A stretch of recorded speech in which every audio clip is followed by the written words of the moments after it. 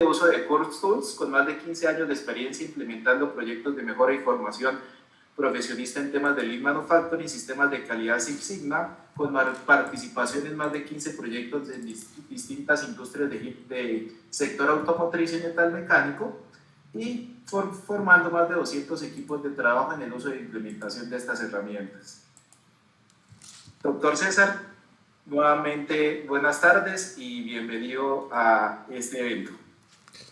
Primero que nada, muchísimas gracias a todos ustedes, a todos los buenos amigos de esta universidad en Colombia, que nos permiten pues hacer lo que más nos gusta, colaborar, apoyar a la formación docente, tratar de transmitir un poco de la experiencia que nos ha permitido colaborar con ustedes, y muy agradecidos con el tiempo y el espacio que nos regalan.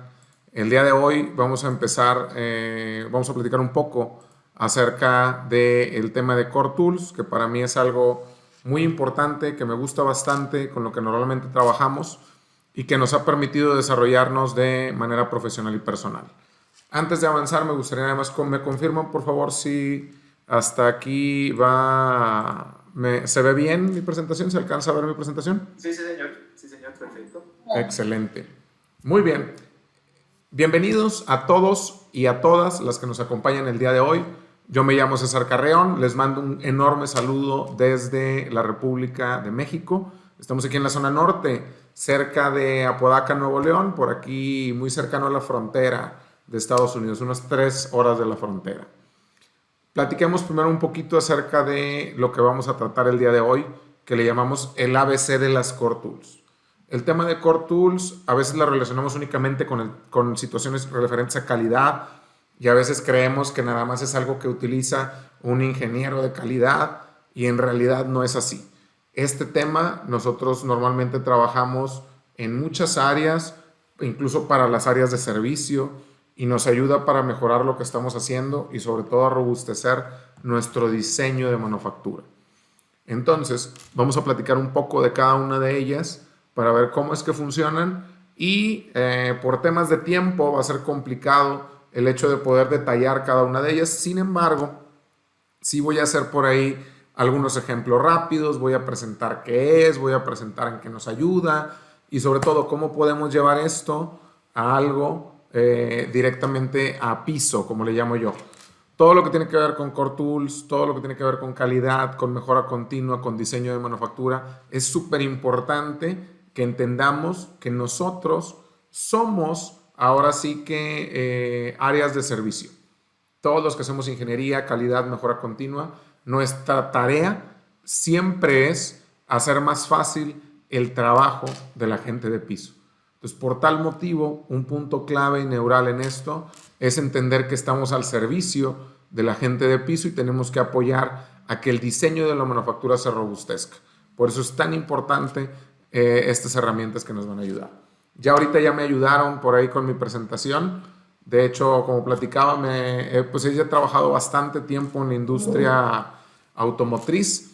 Actualmente trabajamos incluso con compañías como Hershey's, que es la chocolatera número 1 de Latinoamérica, con Brembo, que es una empresa líder en la fabricación de frenos para automóviles, incluso con Polaris, por mencionar algunas de las compañías con las que trabajamos, dando consultoría, dando capacitación, realizando proyectos en la implementación de estas herramientas en temas de Lean Manufacturing, en temas de Six Sigma. ¿Ok? Bueno, aquí algo importante de lo que vamos a ver es primero qué son las Core Tools, también cómo las vamos a aplicar para manufactura, y voy a agarrar el proceso del APQP y voy a ir abriendo cada una de estas herramientas. Sobra decir que lamentablemente y por cuestiones de tiempo, en algunos momentos voy a tener que ir avanzando pues un poquito rápido, porque si no, no me alcanza el tiempo, y pues yo sé que tienen una agenda bastante apretada. Sin embargo, voy a tratar de ser lo más ágil posible para ir explicando cada uno de los temas a detalle y que entre todos entendamos lo mismo. Y también me gustaría dejar al final algún tiempecito para preguntas y respuestas. Entonces, si en algún momento creen que voy un poquito rápido o algo, digo, pues por ahí dejamos las preguntas al final para no detenernos. ¿Está bien? Bueno, dicho lo dicho, no me queda más que iniciar con esto. ¿Qué son las Core Tools? ¿Por qué son importantes, en qué nos ayudan. Para muchos, yo sé que la mayoría de ustedes ya tienen un entendimiento importante de estas herramientas. Yo voy a tratar de darle un giro de tuerca y un enfoque distinto, esperando que sea de su agrado. Lo primero es que si yo traduzco literalmente lo de core, es como núcleo, esencia, centro, y en realidad estas herramientas fueron definidas para la industria automotriz, pero actualmente las usamos en metalmecánica, las usamos en servicio y las usamos también fuera de la industria automotriz. De hecho, prácticamente en cualquier industria tienen cabida, tanto para manufactura como para servicios de producto. Por ponerte un ejemplo, nos tocó implementar esto en una compañía que se llama National Pecan, que hacen los corazones de las nueces y los empaquetan al vacío. Bueno, implementamos estas herramientas ahí. Digo, nos tocó trabajar con eso. Así como también las hemos trabajado para industria automotriz. Entonces, es importante saber cómo es que nacen estas cosas, o a quién se le ocurrió, o cómo fue que sucedió esto. Primero, en los 80, los amigos que hacen los carros, en aquel entonces los más populares, que eran Ford, Chrysler y General Motors, estaban teniendo un problema gravísimo en cuanto a las ventas. Entonces ellos decidieron, después de analizar cuál era la causa raíz del problema, se dieron cuenta que tenían distintos requerimientos para un mismo proveedor. Es decir, vamos a suponer que por ahí, si Matías le vendía a Volkswagen, perdón, le vendía a General Motors volantes y también le vendía a Ford y también le vendía a Chrysler, pues cada uno de ellos le pedía cosas distintas a Matías. Entonces no era posible que se cumpliera lo que pedía uno con lo que pedía otro con lo que pedía el otro. Entonces lo que hicieron fue definir un lenguaje común para el proceso de lanzamientos, porque se dieron cuenta que el principal problema estaba en los lanzamientos. Entonces crearon por ahí la parte del IAG para crear las mejores prácticas y de ahí formaron los manuales en relación a las Core Tools. No me voy a meter a detalle de este tema de cuántos manuales son y todo esto y qué incluye cada uno, sino voy a tratar de bajarlo un poco a piso para platicar qué es cada una de estas y cómo lo podemos aprovechar. La herramienta que le llamamos la herramienta madre es una que se le llama el APQP o Planeación Avanzada de la Calidad del Producto. De hecho, en este caso de la Planeación Avanzada de la Calidad del Producto, es una herramienta que a través de 58 puntos y 5 fases distintas me va llamando las demás herramientas. El APQP le interesa que tú conviertas junto con tu equipo de trabajo los requerimientos de cliente en especificaciones de producto y proceso y que sean entendidas a través de toda la organización. De hecho, el proceso del APQP en lo que nos va a ayudar principalmente es en mejorar la comunicación interdepartamental para que tu proceso tenga la menor cantidad de errores, la menor cantidad de retrabajos y la menor cantidad de fallos. Desde el inicio, incluyendo el diseño del producto, incluyendo el diseño del proceso y la validación de los dos. Posterior a esto, empieza primero en la parte 2, donde hablamos de la construcción de prototipos, nos manda a llamar el control plan. El control plan es cómo controlas la receta, es decir, de las características de tu producto y las características de tu proceso, ¿dónde tienes los controles? Tenemos 3 tipos de control plan: de prototipo, de preproducción y de producción. Es muy importante hacer la aclaración que en este tema del control plan, aparecerá en la etapa 2, luego aparece en la etapa 3, luego aparece en la etapa 4. Y el control plan se debe desprender del análisis que hiciste de la MEF, que es la herramienta que sigue. El AMEF es una técnica para análisis de riesgo. No es la única, hay muchas formas de analizar riesgos. Sin embargo, está enfocada hacia los riesgos técnicos. El AMEF o análisis de modo y efecto de fallas, existe uno de diseño y uno de proceso. Normalmente nosotros nos centramos en el de proceso.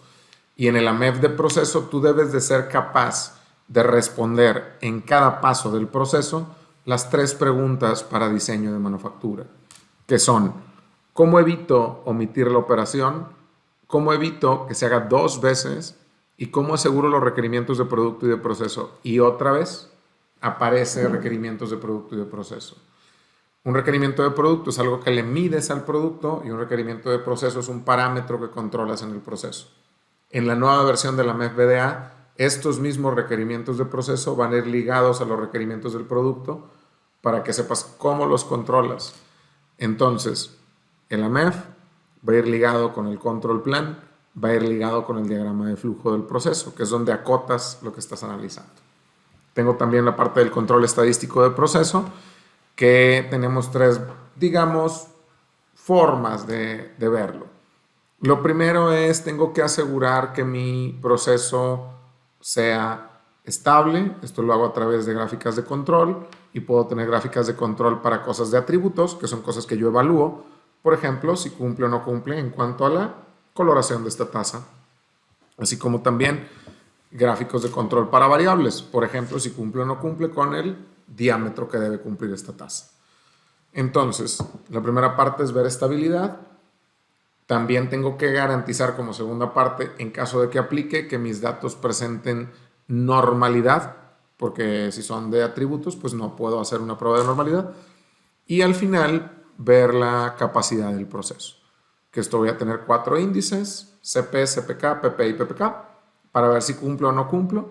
Y lo que yo quiero es comparar la voz del cliente, la voz de mi proceso contra la voz del cliente. Ver si es estable, ver si es normal, ver si es capaz. Lo siguiente es el MCA, que el MCA es el análisis de sistema de medición. Aquí yo voy a empezar a cumplir, o más bien voy a validar quién checa el que checa. Yo aquí en el MCA quiero realizar estudios para validar tanto la precisión como la exactitud de mi sistema de medición. Y hay que entender la diferencia, primero, entre exactitud y precisión. Exactitud es qué tan parecida es mi medición con mi valor de referencia. Es importante aclarar, el valor verdadero no existe. El amor verdadero sí, pero el valor verdadero no. Entonces siempre tenemos un valor de referencia. ¿Qué tanto se parecen mis mediciones a ese valor de referencia? Es la exactitud.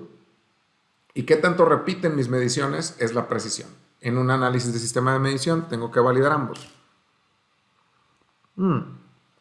Y al final tengo la parte de la carpeta PIPAP, que son 18 estudios donde yo generé evidencias, de haber cumplido con todos los requerimientos de ingeniería. Y yo garantizo que mi producto va a cumplir con lo que me pide el cliente. Así de sencillo. Entonces, las pruebas de ingeniería, los dibujos, el AMEF, el control plan y muchos más documentos van en la carpeta PIPAP. Y esta carpeta PIPAP la organizamos para poder validar que efectivamente cumple y que yo puedo garantizar que mi producto va a asegurar las especificaciones y requerimientos de mi cliente. Muy bien, ahorita voy a abrir cada una de estas y voy a ejemplificarlas. Esto era un pequeño overview. Entonces, antes de empezar, pues también es importante hacer la aclaración que nos vamos a enfocar a la parte de manufactura, no tanto a servicios, y que dónde podemos utilizarlas, tanto para un nuevo lanzamiento como para un proceso existente, como para la solución de quejas. ¿Por qué? Porque yo las puedo usar por separado. Por ejemplo, si yo tengo una queja, yo puedo asegurar que al solucionarla actualizo la MEF y el control plan, y con esto ya sé que va adecuadamente y que ya hice los cambios operativos que debe de hacer. También la carpeta PIPAP igual y puede ser una base para cuando yo genere un cambio de ingeniería, saber qué cosas debo de revisar. Igual, si yo tuviera solamente la parte de que quiero corregir algo porque tuve una queja de un cliente, el análisis de sistema de medición y el control estadístico de proceso lo puedo utilizar. Así como también esto lo uso dentro de un proyecto de Six Sigma. Entonces, si te fijas, las puedo usar tanto por separado como por paquete, por así decirlo. Entonces, lo que buscamos es saber qué problema tienes y qué quieres resolver para poderlos usar en un proceso existente. Aquí, en este ejemplo de una MEF VDA, vemos que en una queja de cliente yo tengo que ver si el efecto está reconocido dentro de la MEF. Si el efecto está reconocido dentro de la MEF, ver si está también el apartado del modo de falla identificado y qué controles tengo, porque si le llegó mal algo a un cliente, en el MEF tendría que estar como un control de prevención o detección. Sobre todo en este caso sería un control de detección. Si no existe un control de detección, hay que ponerlo. Y si existe y no es efectivo, hay que corregirlo. Entonces, esto es un ejemplo de que en una queja siempre tiene que estar ligado tanto la MEF como el control plan y una actualización una vez resuelto esto. Incluso si nosotros somos ingenieros de procesos o ingenieros de manufactura o ingenieros de producción o hasta ingenieros de calidad, tú pregúntate, ¿cómo demuestro que estoy trabajando? Pues mi trabajo es optimizar procesos y los procesos se optimizan a partir de los controles y mejoras que haga. ¿Y dónde identifico los controles y mejoras que haga? Aquí. Si yo soy un ingeniero de calidad, un ingeniero de producción, un ingeniero de manufactura, yo también tendría que generar estadística de que ya no tengo la misma cantidad de quejas, la misma cantidad de fallas, la misma cantidad de rechazos, la misma cantidad de retrabajos. Entonces yo podría usar una gráfica de control de promedios y rangos para ver que estoy mejorando y estoy reduciendo la variabilidad de mis procesos. O podría usar una gráfica de control de atributos para validar que ya no tengo tantos rechazos, ya no tengo tantos retrabajos. Aquí el tema es que aquí se combina tanto la estadística como la práctica. Por veces creemos que la estadística es algo que tiene que usar alguien que sabe mucho de esto, que le entiende bastante a la estadística, que te puede explicar de dónde saca eso que nadie usa ya del área bajo la curva. En realidad no es así. La parte estadística es simplemente el entendimiento de tu proceso a partir de los datos. Y recuerda que si no tienes datos, solamente eres una persona con una opinión. Entonces, lo ideal para nosotros es siempre tratar de trabajar con datos, pensar con datos y que todas nuestras acciones estén relacionadas al entendimiento de los mismos. Entonces, platicábamos de los beneficios de esto: reducir costos de la localidad, reducir retrabajos, reducir fallas, analizar datos, saber diseñar manufactura. El diseño de la manufactura es importante. Mejorar la comunicación y tener un objetivo y un fin común dentro de la organización. ¿Okay? El proceso del APQP, lo que busco yo es facilitar la comunicación. Aquí te presento las 5 fases del mismo y voy a presentar un poquito de los principales entregables. El proceso del APQP, nosotros normalmente decimos que tenemos que formar un equipo de trabajo. Mi sugerencia es que al menos tengas en este equipo de trabajo un project manager que va a coordinar las actividades de los demás y que tiene que conocer perfectamente todas las core tools para poder apoyar en caso de que fuese necesario. También en la estructura nosotros sugerimos que tengamos un ingeniero referente relacionado a calidad. Es calidad lanzamientos, no calidad piso. Un ingeniero relacionado a manufactura o ingeniería industrial y un ingeniero a diseño o producto. Al menos junto con mi project manager. Ellos van a ser los encargados de llevar a cabo a buen puerto todas estas etapas del APQP. En la primera de ellas, planear y definir. El objetivo es asegurar que entiendo correctamente los requerimientos de mi cliente. En la segunda, de diseño y desarrollo del producto, aquí lo que quiero es congelar producto y toda la información técnica. Si yo hago un cambio de ingeniería o un cambio en mi producto ya en planta, ya corriendo, ya en producción en masa, es carísimo. Los cambios se hacen en papel y cuanto antes para evitar fallas posteriores. De hecho, el proceso del APQP existe y se acaba. ¿Cuándo se acaba? Cuando empieza la producción en masa. Producción en masa es diferente a un proyecto. Un proyecto es un esfuerzo temporal que produce un resultado único. Trabajo operativo o la producción en masa es un esfuerzo continuo que produce el mismo resultado. El APQP está pensado para un proyecto, para el lanzamiento de un proyecto. Ahora, etapa número 3, yo congelo proceso para diseñar manufactura. Etapa número 4, valido producto y proceso. Y etapa número 5, tengo la retroalimentación, evaluación y acción correctiva. En esta parte voy a empezar a platicar un poquito de los principales entregables de cada uno. En el primero, de metas de diseño, metas de calidad y confiabilidad y el listado preliminar, así como el diagrama de flujo preliminar, por mencionar algunas. En la etapa 2, que normalmente es de las más importantes, hablamos que tendría que tener al menos, si quiero la información técnica, AMEF de diseño, dibujos, revisiones y cambios de ingeniería cerrados, la realización de prototipos, así como toda la información técnica de mi producto. En la etapa 2, congelo producto. Etapa 3, para diseñar manufactura hay que verlo así de manera lógica. ¿Qué tenemos que tener? Diagrama de flujo, layout, AMEF de proceso, control plan e instrucciones de operación cuando mínimo. Pero esos son requisitos aquí y son requisitos en la norma IATF. De hecho, si tú le quieres vender automotriz, pues esto tiene que estar. En la parte donde diseñamos proceso, donde validamos la factibilidad, nos ayuda a cumplir con las core tools. En la parte de 4, donde validamos producto y proceso, de la corrida de producción significativa, que también se le conoce como Run at Rate, que es donde pruebas la línea para ver si jala como debe de jalar. De aquí nosotros vamos a correr primero el análisis de sistema de medición con esas piezas del run at the rate y después el control estadístico de proceso. Yo quiero primero validar la calidad de mis datos y luego ver que mi proceso sea estable, sea normal y sea capaz. También hacemos la carpeta PIPAP en la etapa 4 y al final del día transferimos mi línea a la gente de producción en masa o piso, pues. Después tenemos la parte de la etapa 5 donde hacemos planes de mejora, mejoramos y medimos cómo nos fue en el proyecto. Aquí ya esto es producción en masa, pero no se te olvide tener lecciones aprendidas. Entonces, el EPQP, ¿para qué me sirve? Para evitar problemas, para mejorar la comunicación, para ofrecer productos de calidad al más bajo costo. Entonces, la idea de esto es que mientras menos tarde hagas los cambios y mientras más comunicados estén los requerimientos y mientras más pronto bajes toda la información, va a ser mejor tu lanzamiento. Y un buen lanzamiento es lo mejor que puedes tener porque te evita errores, te evita costos, te evita fallas y te asegura que la gente puede trabajar como quiere trabajar. ¿Okay? Esto es un poquito de los beneficios de la PQP. La herramienta madre me va llamando cada una de las demás.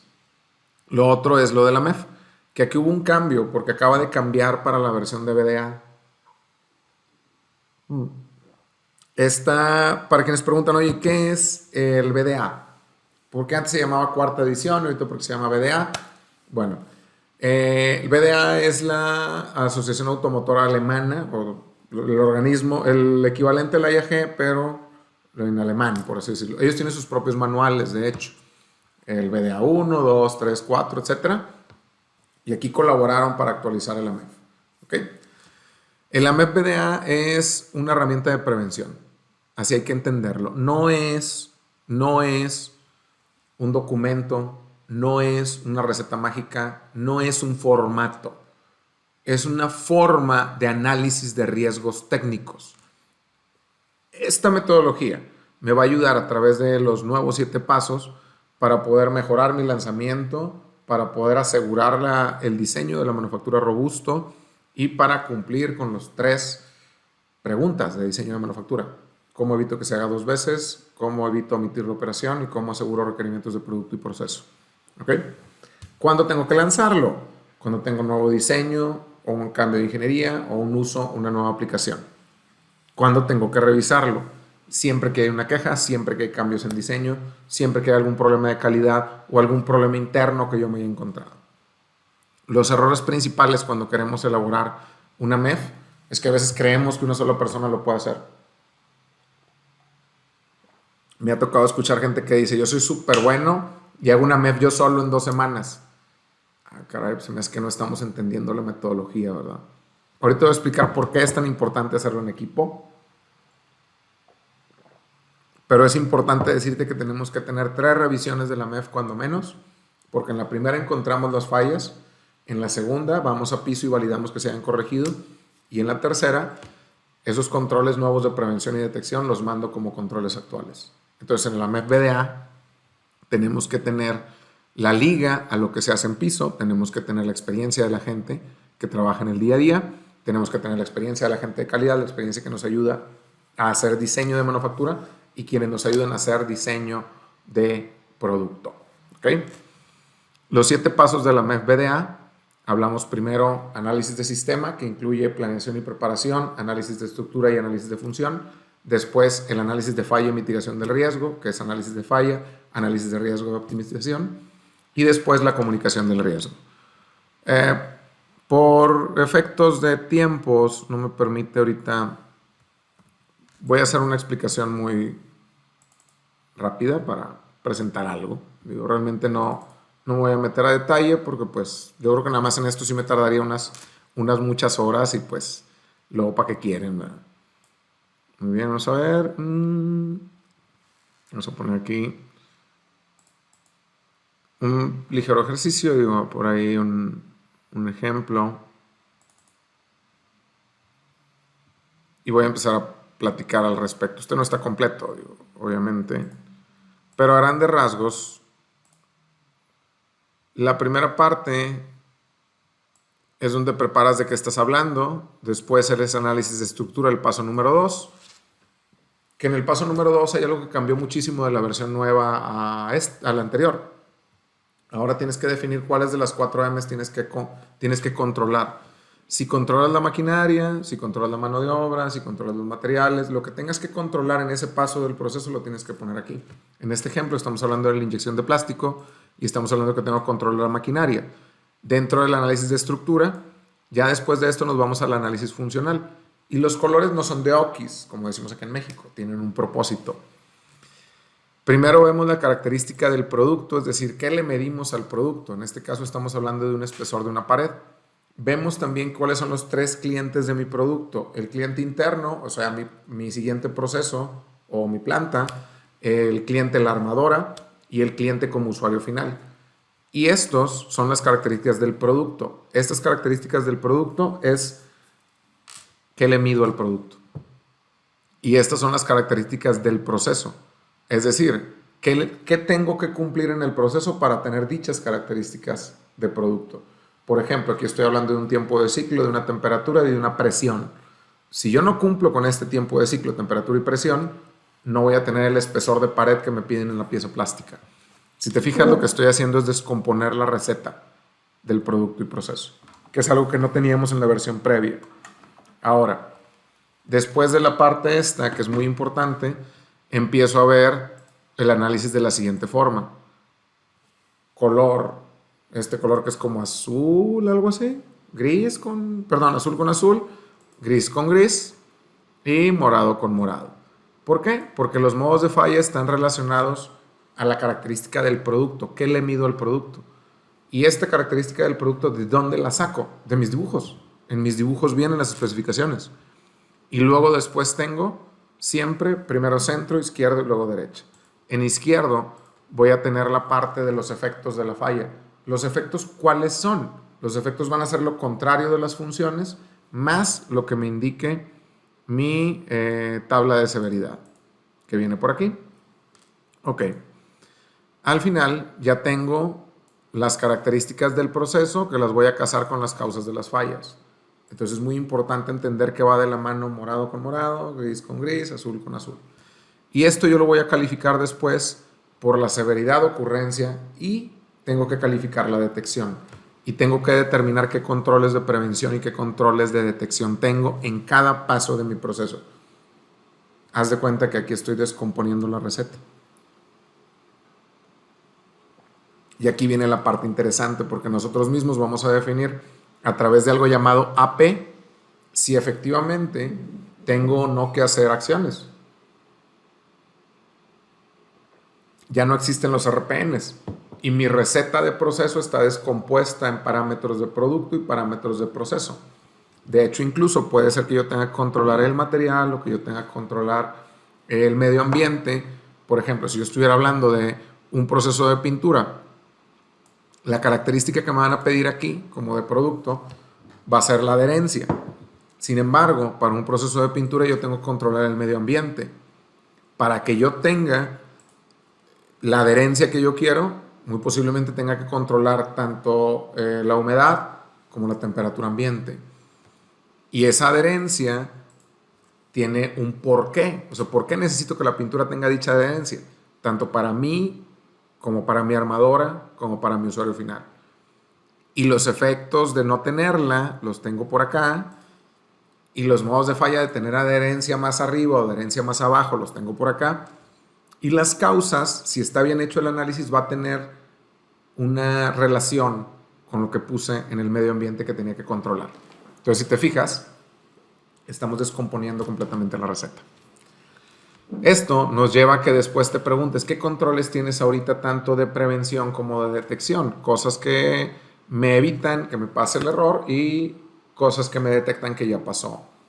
Entonces tú calificas estos controles a partir también de una tabla.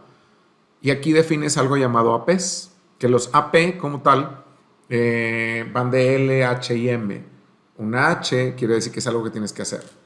En la revisión 1 tú llenarías y recalculas los APs y defines que la acción está por implementarse en caso de que fuese necesario. En la revisión 2, tú vas a piso tratas de provocar el modo de falla y validas que no se pueda. Y en la revisión 3, estas acciones de prevención y detección ahora van a ser estos controles. Entonces, lo que busca, y por eso se recalculan la severidad de ocurrencia y detección desde la primera revisión, es que no le pongas que la causa es error del operador y no le pongas que la solución es una capacitación, una ayuda visual, una capacitación, y poner que la causa es error del operador. Estás analizando el síntoma y eso no sirve de nada. Tenemos que corregir la causa raíz del problema a partir del diseño de la manufactura. ¿Ok? Muy bien. Siguiendo con esta parte, permítanme un momento. Ahí está, ahora sí. No podemos bajar la severidad de la MEF en una planta de manufactura. No vayan a hacer eso porque no se puede. ¿Ok? Después de esto tenemos como que a su hermanito, que es el control plan, que el control plan se desprende de aquí, porque ¿te acuerdas que en el AMEF tú pusiste controles de prevención y detección? ¿Y te acuerdas que en el AMEF también pusiste características de producto y de proceso? Bueno, eso, caballeros y damas, va aquí. Haz de cuenta que yo aquí dije característica de producto y proceso, y aquí dije con qué lo mido, y aquí dije con qué lo controlo. Entonces, incluso si yo tuviese control estadístico de proceso, en el control plan pongo el tamaño y la frecuencia de mis subgrupos racionales para ver cómo estoy evaluando la capacidad de mi proceso y la estabilidad. Entonces, si te fijas, de aquí saco la lista de equipos de medición en las técnicas de evaluación de la medición. Por eso yo no puedo poner aquí que es visual, porque realmente no es que sea visual, es que lo estás viendo contra una placa patrón o contra algo similar. Yo aquí en método de control tengo que poner todas las hojas que tengo de inspección, donde registro las cosas. Un método de control jamás es una instrucción de trabajo, porque en la instrucción de trabajo no pongo el resultado de lo que chequé. Y el plan de reacción está enfocado hacia la gente de piso. Entonces, si tú te fijas, estoy descomponiendo otra vez la receta. Ya lo hiciste en el AMEF. En el AMEF tú ya tienes esto. Característica de producto y característica de proceso. Y se supone que ya tienes controles. La pregunta es, ¿dónde están? ¿Y dónde registras que lo controlaste? Eso es el control plan. Por eso va de la mano con el AMEF. Y por eso debe tener exactamente la misma secuencia. ¿Ok? Muy bien. Regresando a lo que estábamos. El control plan es lo que acabo de explicar. Y esto nos lleva a decidir, antes de moverlo al proceso, cuáles son, qué tan buena o qué tan mala es la calidad de mis datos. Y para eso vamos a hacer un análisis de sistema de medición. En un análisis de sistema de medición vamos a validar quién checa el que checa. Y yo puedo hacer un análisis de sistema de medición para variables y para atributos. En esta ocasión voy a trabajar únicamente con variables, porque es el tema del tiempo, para que nos permita tener secciones de preguntas y respuestas. En variables quiere decir cosas que mido, y en atributos son cosas que evalúo. Cuando son cosas que mido, tengo que validar la precisión y la exactitud. La precisión y la exactitud, y decíamos, la precisión es a través de un estudio de repetibilidad y reproducibilidad, y un estudio de linealidad y sesgo es lo que me evalúa la exactitud de mi sistema de medición. El sesgo es la diferencia entre el valor de referencia y el valor medido, y la linealidad es el cambio en el sesgo a través del rango de operación del equipo. Es decir, que las piezas chicas las midas igual de bien o mal que las piezas medianas o las piezas grandes. Eso es la linealidad. Y el sesgo es la diferencia entre el valor de referencia y el valor medido. Con sesgo y linealidad evalúo exactitud. ¿Por qué estoy haciendo esto? Porque quiero ver que la persona que checa sabe medir. Quiero ver que Miguel del turno 1 ve igual que Laura del turno 2, ve igual que Vanessa del turno 3. O sea, no quiero que pase eso de no le des las piezas a Juan Gabriel, porque él te va a rechazar todo. Mejor espérate a que entre Laura. Laura es bien buena onda y ella no te va a rechazar ninguna pieza. De hecho, le das un refresco y unos panes y te pasa todo. Entonces, por eso usamos, por una parte, linealidad y sesgo. y por otra parte un estudio de repetibilidad y reproducibilidad. Que en un estudio de repetibilidad y reproducibilidad, en realidad este no es como tal el resultado. El estudio de repetibilidad de repetibilidad y reproducibilidad me ayuda para ver cuál es la principal fuente de variación. Si la principal fuente de variación es debido a mi aparato o al aparato con el que estoy midiendo, que ese sería un problema de repetibilidad, o si es debido a la reproducibilidad. Entonces tengo que ver cuál es la fuente de la variación principal. Si es el aparato de repetibilidad, si es la persona de reproducibilidad. Porque yo puedo tener problemas porque tienen métodos distintos los operadores, o puedo tener problemas porque el aparato que estoy utilizando no es el adecuado. Entonces, tengo que utilizar ambos estudios. Aquí voy a hacer algo rapidísimo. Yo sé que este no es un curso de Minitab, pero voy a hacer un Gauge RIR cruzado para explicar cómo debe de estar. La realidad es que el estudio de Gauge RIR tiene que tener una variación menor al 10%, como aquí que tiene 1.92, y más de 5 categorías, aquí tiene 73. Entonces aquí podemos decir que este estudio de Gauge RIR sí cumple con lo que quiero que cumpla. ¿Ok? Bueno, esto es para validar que mi sistema de medición pues mide como quiero que mida. También por otro lado voy a tener el control estadístico de procesos, que en el control estadístico de procesos te decía que yo tengo que validar varias cosas. Primero, la normalidad, después la estabilidad y luego la capacidad. Voy a comparar la voz de mi proceso contra la voz de mi cliente, porque la realidad es que todo lo que tiene que ver con la mejora de procesos se traduce en el conocimiento estadístico de los datos que generas. Lo más difícil es generar datos, es generar mediciones. Primero validas la calidad de estos y luego validas que también cumplen. El análisis, la interpretación y toda la parte estadística es lo que al final del día le va a dar valor agregado a nuestro trabajo. Ya basta de soluciones, échale ganas. Ya basta de soluciones, reprimir a la gente. Tenemos que tener soluciones basadas en datos, en hechos y en supuestos estadísticos. Por eso es tan importante el control estadístico.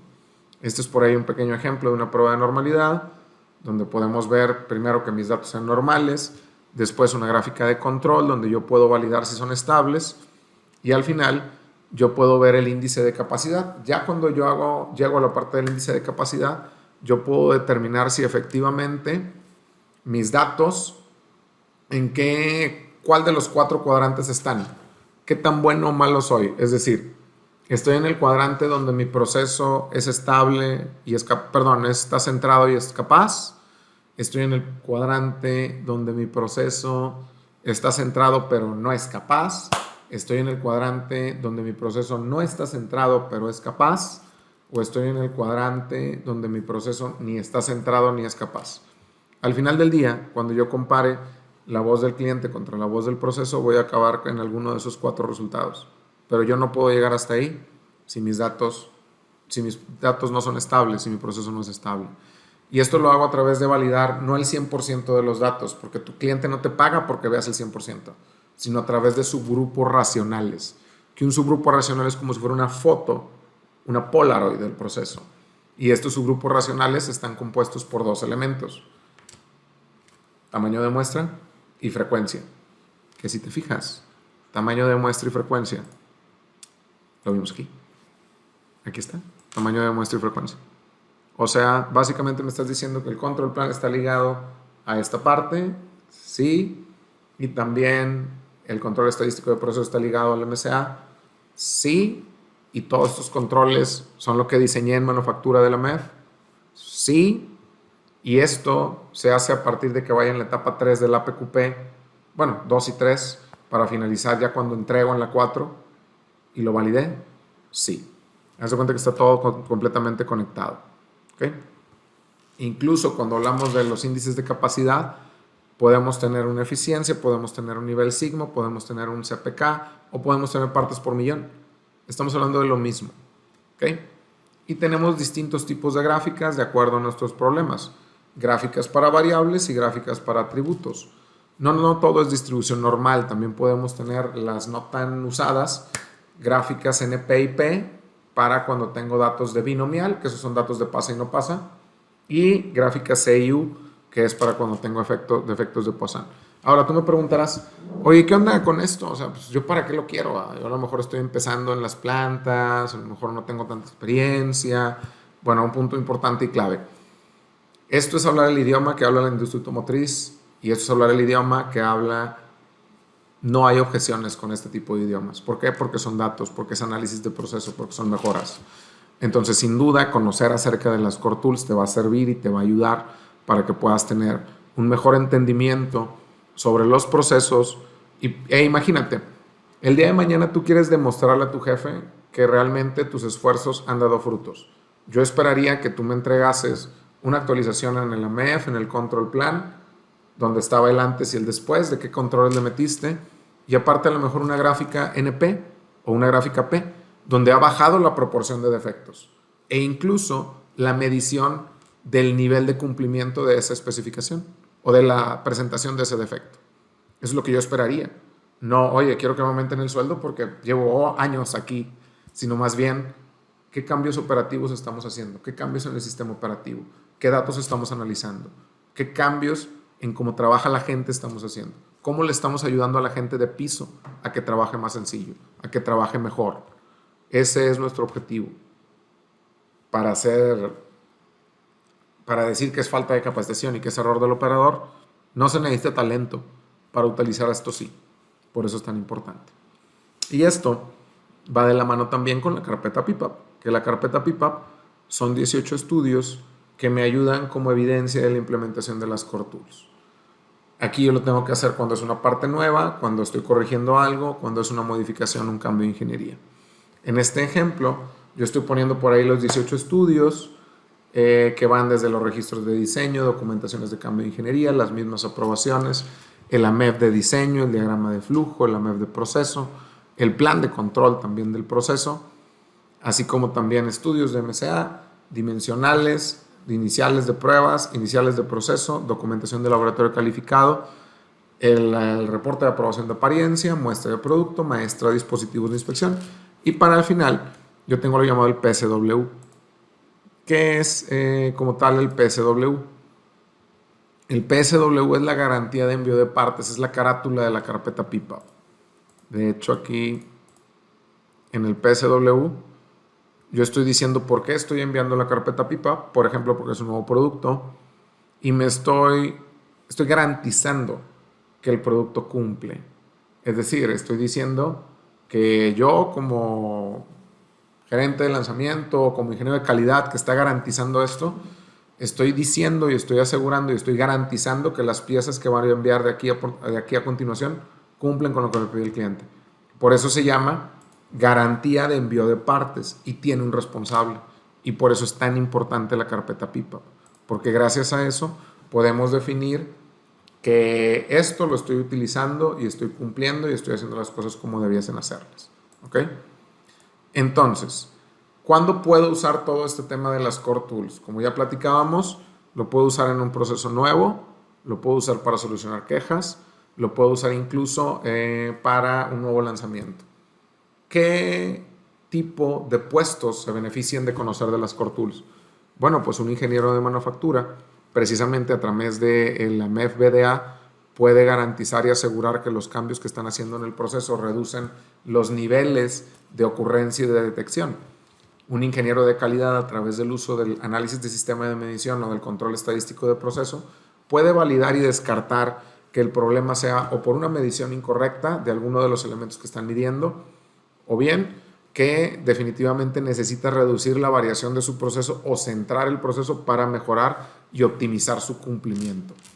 Un ingeniero de proyectos, a través de la parte del proceso de la PQP, puede asegurar la calidad en un lanzamiento de un producto a través de las 5 fases.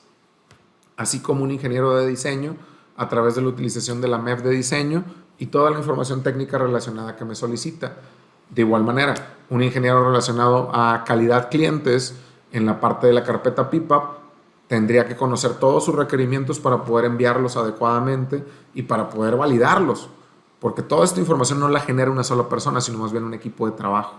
Entonces, por eso normalmente cuando hablamos de un proceso de APQP, hablamos de tener algo similar a algún checklist, algún Gantt, algo que nos diga cómo debes de ir.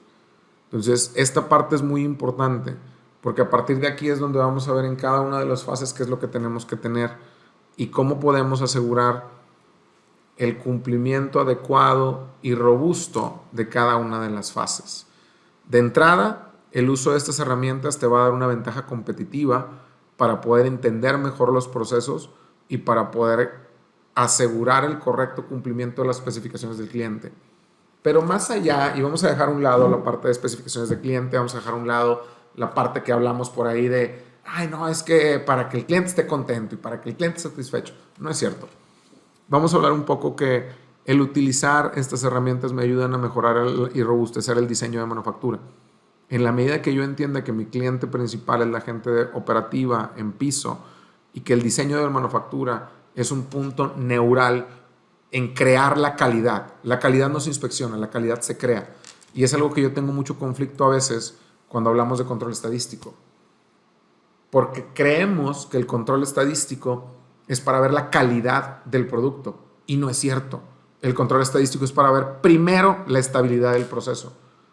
Si mi proceso no es estable, ¿cómo puedo saber que también cumplo? Jamás voy a poder saber que también cumplo. Entonces, tenemos que sacarnos eso de la cabeza. No, es que esto es para calidad. No es cierto, esto no es para calidad. Esto simplemente es para evitar tener problemas en un futuro. Es para que todo sea un poco más sencillo. Es para darle mejor soporte a la gente de piso. Y es para decir que estás trabajando. ¿Cómo me puedes decir a mí, como ingeniero de manufactura, que estás en tu trabajo, si el AMF está igual y llevas 3 años en la línea? ¿Cómo me puedes decir tú a mí que como ingeniero de calidad estás trabajando si jamás has validado el sistema de medición? Y resuelves las quejas diciendo que con una ayuda visual, con un entrenamiento y porque es error del operador, va a dejar de pasar. Entonces, es muy importante entender este punto. Cuando hablo del ABC de las Core Tools, hablo primero del enfoque que tienes que tener. La parte técnica no es lo más importante. Lo más importante es aprender a trabajar para la gente de piso y aprender a trabajar a partir de las lecciones aprendidas y aprender a trabajar en equipo. Uno de los elementos que están fuera de esto, pero que es súper importante, es la parte que tenemos que tener de trabajo en equipo. Una MEF no funciona si no tengo en algunas partes, como aquí, por ejemplo. Analicemos un poquito la MEF BDA que estábamos viendo. Los efectos de las fallas lo conoce la gente de calidad clientes. Las características del producto los conoce el ingeniero de producto.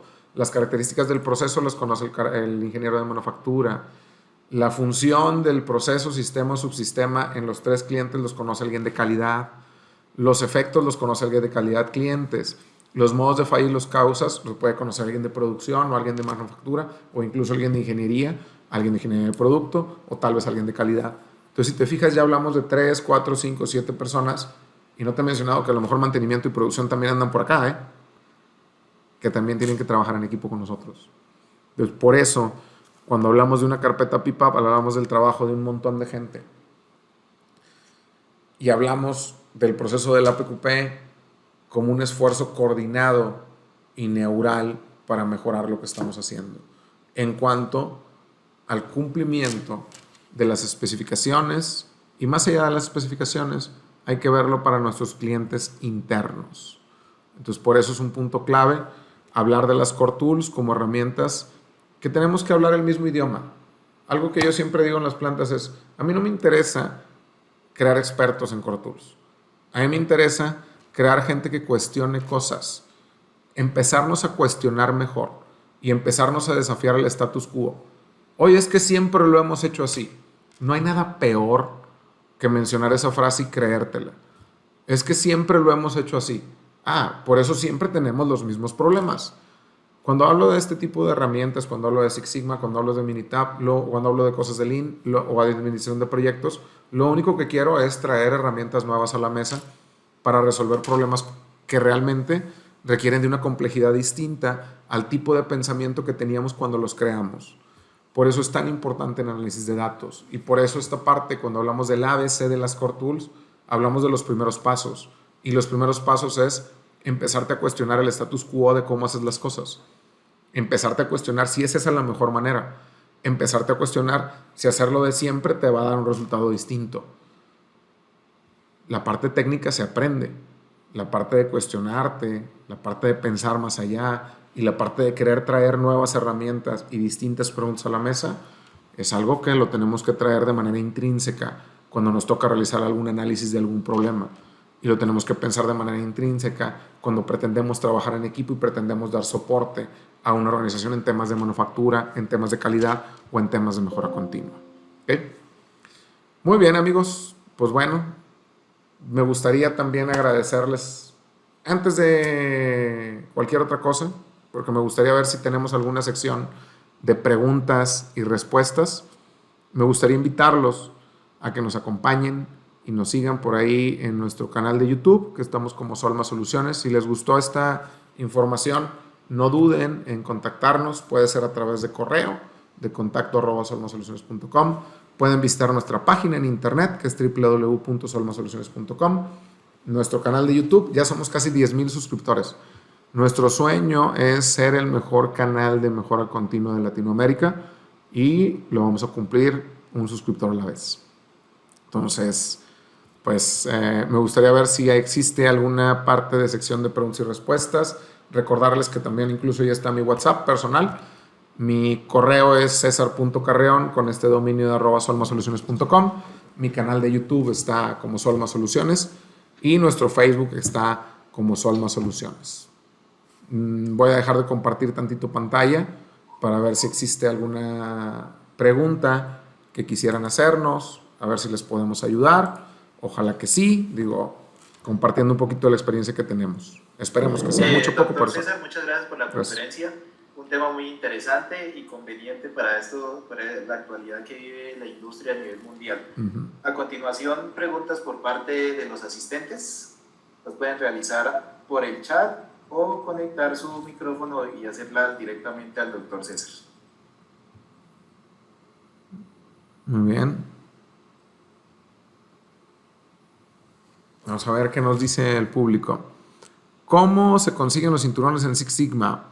Bueno, depende, Michael. Aquí es importante hablar de que depende del tipo de organización en la que estés certificando. En nuestro caso es a través de la realización de ciertas tareas y también en la realización de ciertas evaluaciones en la que demuestras el resultado del entendimiento de los temas.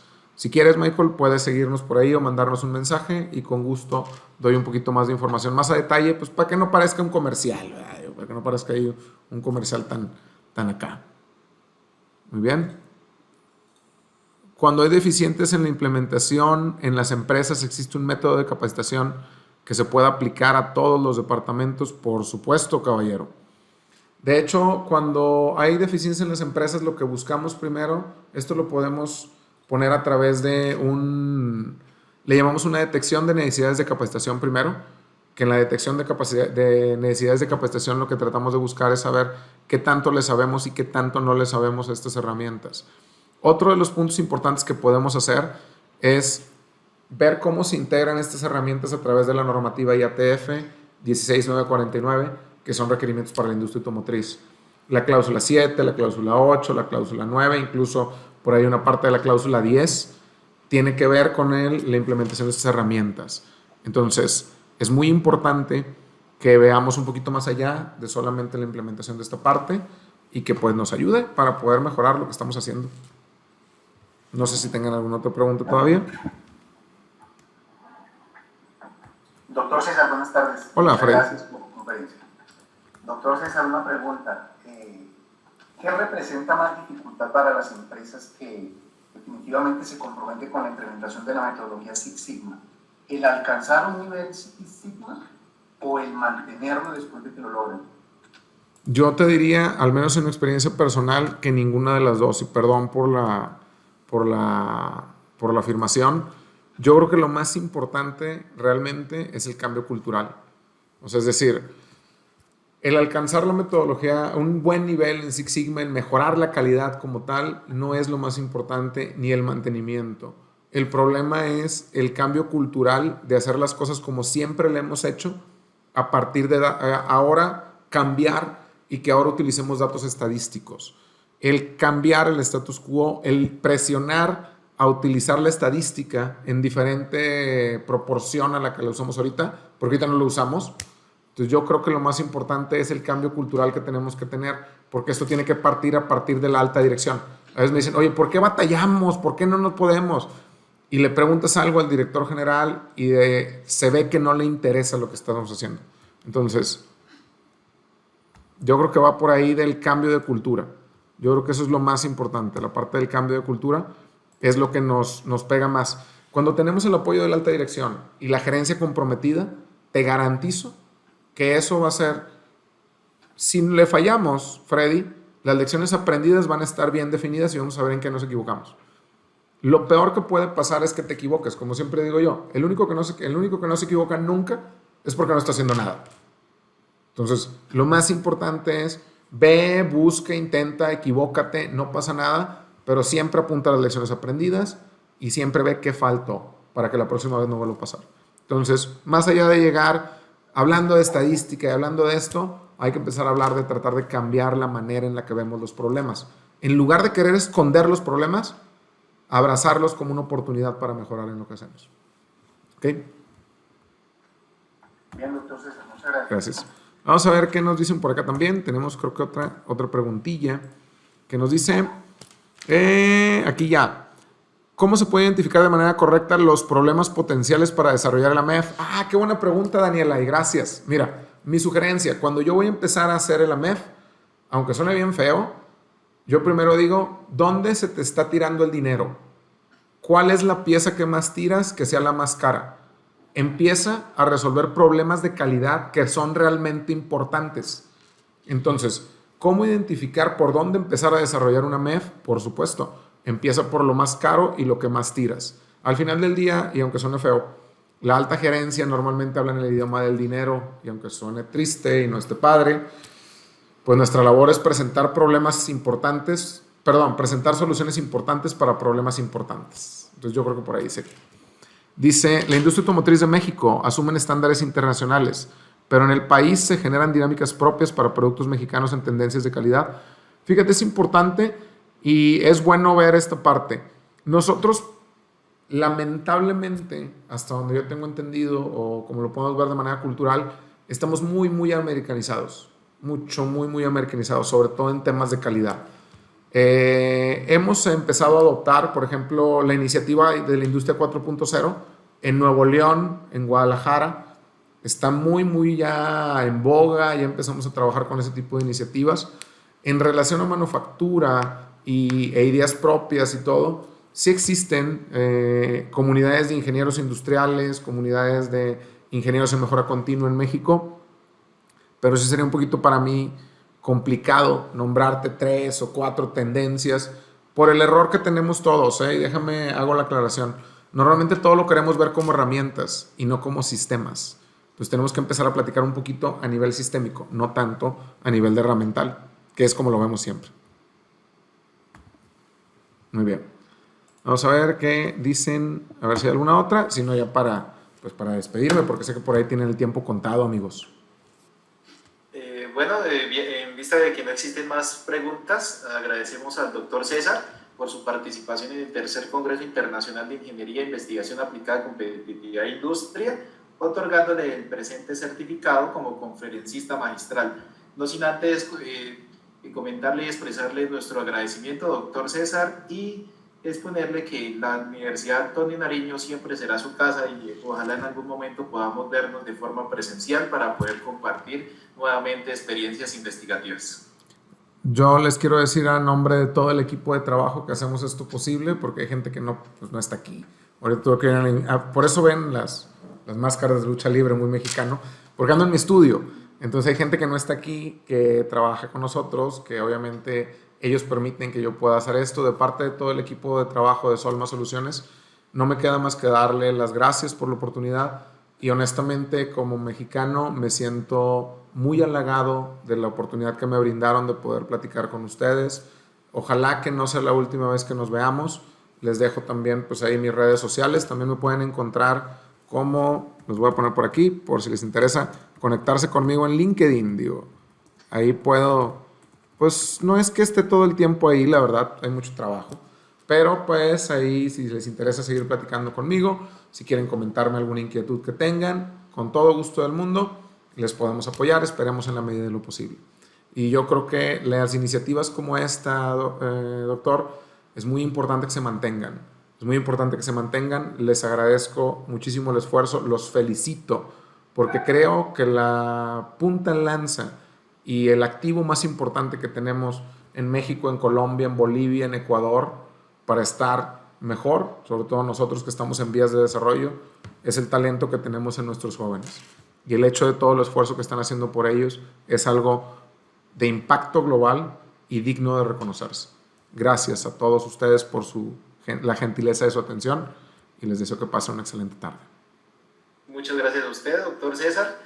Continuando con el desarrollo de nuestra agenda académica, a continuación invitamos a todos los presentes a dirigirse a los 2 talleres programados para la tarde del día de hoy. El primero de ellos, a cargo de la doctora Diana América Reina Izaguirre, titulado de Emprendedor Empresario, y el segundo lugar, a cargo del doctor Juan Ernesto Rivera y la ingeniera Georgina, titulado Control de Calidad y Inocuidad Alimentaria.